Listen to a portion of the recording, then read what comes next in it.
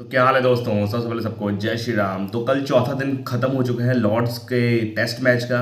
और अभी तक हमें यहाँ पर पता नहीं लग रहा है कि कौन मैच जीतेगा। दोनों 50% जो है इक्विवेलेंट में फंसा हुआ है ये मैच। बहुत इंटरेस्टिंग मैच रहा है। और 193 का टारगेट दिया था इंग्लैंड ने, जहां पर अगर बात करें बहुत अच्छी गेंदबाजी करी इंडियन के बॉलर्स ने। स्पेशली अगर मैं बात करूं तो स्पिनर जो है वॉशिंगटन सुंदर ने, लेकिन वो सारा का सारा खेल खराब करवा दिया इंडिया के बैट्समैन ने। ओपनिंग फिर मिडिल ऑर्डर के बैट्समैन। अब 58 पर 4 आउट हो गए। 58 पर 2 आउट होते तो आश्वस्त होता मैं और सारी जो है जनता इंडिया की कि वह मैच जीत रही है। लेकिन 58 पर 4 और प्लस मोमेंटम इंग्लैंड के पास है, तो थोड़ा सा डाइसी लग रहा है इंडिया का जीतना। और थोड़ा सा अगर मैं अब बात करूं तो 55% मुझे इंग्लैंड की तरफ लग रहा है और 45% मुझे इंडिया की तरफ लग रहा है ये मैच। तो भाई 193 का टारगेट दे दिया था। और ये 193 टारगेट कैसा है भाई? 193 का टारगेट ना डाइसी होता है ये टारगेट।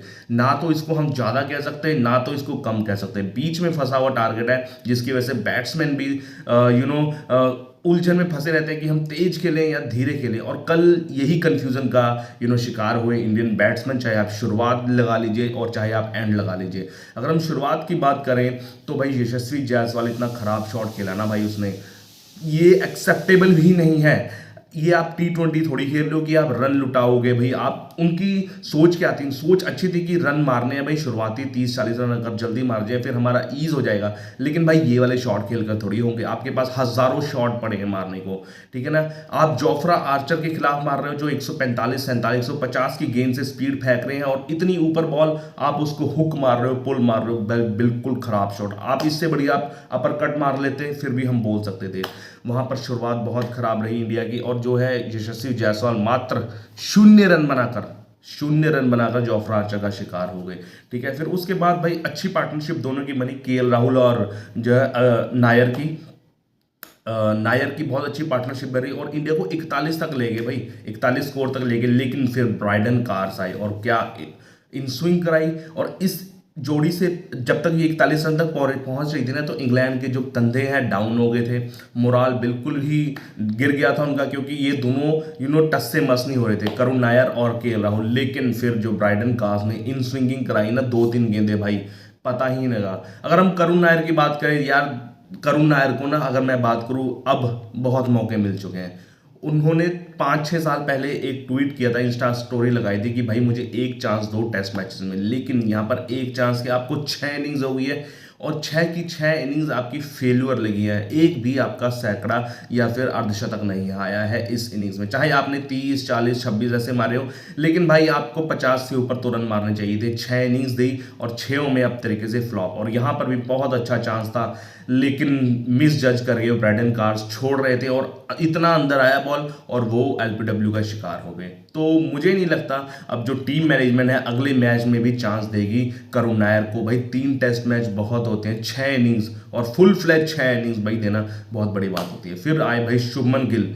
सोचा था भाई शुभमन गिल ने ढेरों रन बनाए इस सीरीज में, 585 रन बना लिए थे, ठीक है ना, पहले 2 टेस्ट मैचों में। लेकिन कल ऐसा लगा कि भाई उनको कुछ पता ही नहीं क्या रहा हो। जितनी भी गेंदें खेली सिवाय एक फुल टॉस पे जिसमें उसने चौका मारा, उसके अलावा जितनी भी गेंदें खेली अनकंफर्टेबल लगे। वो अंदर आ रही थी बॉल, उनको पता ही नहीं लग रहा था भाई कैसे खेलूं मैं, क्या करूं। अब वो कहते हैं ना लास्ट के तीसरे दिन के लास्ट में जब वो ड्रामा सा हुआ, तो वो प्लेयर्स के लिए फायदेमंद भी होता है और नुकसानदेह भी होता है। तो यहाँ पर शुभमन गिल के लिए नुकसानदेह हुआ। उनको पता ही नहीं लग रहा था कौन सी गेंद अंदर जा रही है और बाहर जा रही है। जितनी भी गेंदें खेली उन्होंने सभी में अनकंफर्टेबल दिखे। और फिर एक ब्राइडन कार्स की तीखी अंदर बॉल आई, इतनी अंदर बॉल आई और वो दोबारा से एलबीडब्ल्यू का शिकार हो गई। हालांकि एक बार और उनको आउट दे दिया था, लेकिन उन्होंने डीआरएस यूज किया तो उसमें वो नॉट आउट हो गए। लेकिन बहुत ही साधारण इनिंग्स लगी। यहाँ पर 6 रन बनाए 9 गेंदों में, जितनी भी गेंदें खेली सब में अनकंफर्टेबल। फिर नाइट वॉचमैन की तरफ से आए आकाशदीप। आप ये कमेंट डाउन करिए आकाशदीप का डिसीजन सही था या गलत था। मेरे ख्याल से सही था ये डिसीजन देना, क्योंकि अगर उस टाइम ऋषभ पंत या फिर नीतीश कुमार रेड्डी कोई भी बल्लेबाज आता, अगर वो आउट हो जाता ना, तो यहाँ पर इंडिया का एक और बल्लेबाज गिर जाता। लेकिन आकाशदीप ने एंड में आकर, अगर टेल में आकर भी आउट होना था, तो यहाँ पर भी अपनी कुर्बानी दी, आउट हो गए वो 58 पर। और बहुत बढ़िया गेंद थी भाई वो बेन स्टोक्स की। बेन स्टोक्स तो यार करिश्माई प्लेयर है भाई। हालांकि मैं आपको बताऊं, मैच जो मुड़ा है ना वो बेन स्टोक्स करके ही मुड़ा है, वो ऋषभ पंत का रनआउट। और कल लास्ट में आते आते बेन स्टोक्स ने अंदर को गेंद आई और थोड़ी सी बाहर पड़ी, और भाई इस प्लेयर ने, आकाशदीप बोल्ड हो गए। और ऐसे तगड़े तगड़े प्लेयर भी इस गेम में आउट हो जाएं तो आकाशदीप की तो क्या बात है। तो 58 पर 4 आउट हो गए हैं। हालांकि अभी खूंटा गाड़ कर बैठे हैं भाई केएल राहुल। हालांकि केएल राहुल का एक कैच छूट गया था कॉटन बोल्ट का, लेकिन फिर भी बहुत अच्छी इनिंग्स रही है। अभी केएल राहुल 33 रन पर है अभी हमारे पास, लेकिन अभी इंडिया को 135 रन चाहिए जीतने के लिए, 58 पर 4। और हमारे पास बल्लेबाज अभी काफी आपके पास ऋषभ पंत है, नीतीश कुमार रेड्डी है, रविंद्र जडेजा है और वॉशिंगटन सुंदर है। और इन चारों ने भाई अपने अपने रन मारे हैं। चाहे नीतीश कुमार रेड्डी ने 30 रन मारे, लेकिन उनके पास बॉलिंग का कॉन्फिडेंस है। पहले इनिंग्स में 2, यहाँ पर 1 विकेट लिया है, तो वो भी रन मारेंगे। वॉशिंगटन सुंदर ने भी इस इनिंग्स में रन मारे हैं टेस्ट मैचेस में, और ऋषभ पंत और रविंद्र जडेजा ने तो बहुत अच्छी सीरीज रही है। तो हमारे पास है, बैकअप है, लेकिन थोड़ा सा नर्व्स को काम रखना पड़ेगा। 5वें दिन आने, कल जो 5वां दिन है वहां पर नर्व्स को थोड़ा सा रिस्पेक्ट देनी पड़ेगी। बॉलर्स को हमें बॉल को पुराना करना पड़ेगा, क्योंकि जो गड्ढे पड़े हैं ना लॉर्ड्स के पिच में, वो अब पता नहीं लग रहा उसमें गेंद नीचे आ रही है या ऊपर आ रही है। तो हमें पेशेंस रखना पड़ेगा। अब यहाँ पर सिर्फ एक जो बंदा है वो हमें बचा सकता है, उसका नाम है भाई ऋषभ पंत।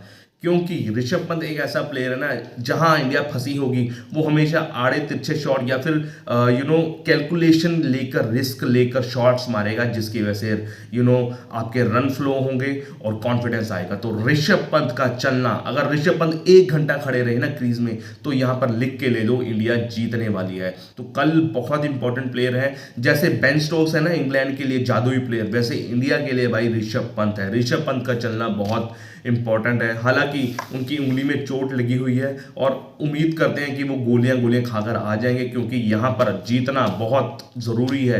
क्योंकि अगर जो टीम यहां पर जीतेगी वो सीरीज 100% जीत जाएगी, 2-1 से ले जाएगी। और जो अगर इंडिया जीत गई तो 100% ये वाली सीरीज जीत जाएगी। जो रेस्ट मैच एक ओवल्स में है और एक पता नहीं कहाँ है, वो भी मैच इंडिया जीत जाएगी अगर ये वाला मैच जीता तो उम्मीद करते हैं भाई कि इंडिया जो है ये वाला मैच जीत जाए। 135 रन कुछ ज़्यादा नहीं होते अगर आपने 60 मिनट अच्छी बल्लेबाजी कर ली और ऋषभ पंत ने 3-4 चौके शुरुआत में मार दिए, तो ये गेम खुल जाएगा।